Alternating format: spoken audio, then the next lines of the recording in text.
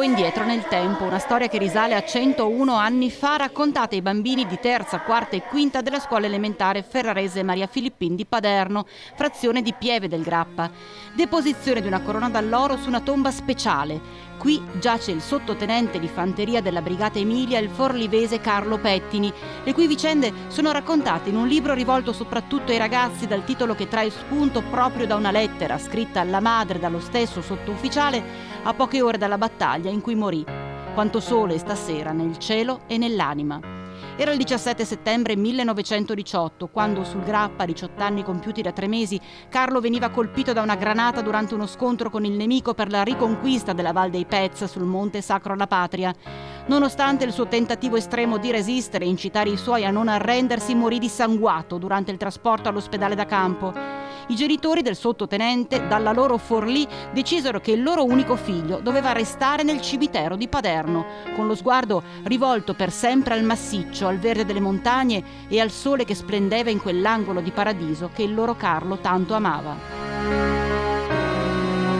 Questo grande gesto d'amore verso la volontà del proprio figlio, verso quello che è stata la sua scelta di vita. Lui, medaglia d'argento al valor militare, diventato il figlio dell'agente di Paderno, una storia che ha catturato l'attenzione dei giovanissimi alunni.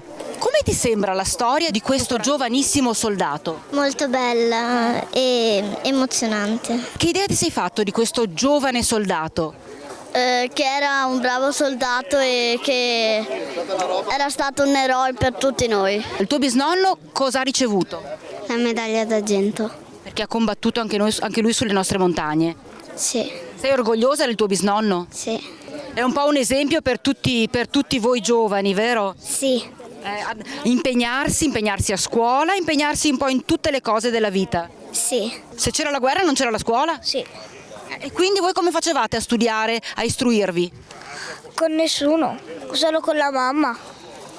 Però è meglio che ci sia la pace, che ci sia la scuola, giusto? Sì. Cosa vuol dire essere in pace, stare in pace, essere in pace? Secondo me stare in pace vuol dire andare d'accordo e stare bene. Stare bene, andare d'accordo, stare con gli amici, fare amicizie nuove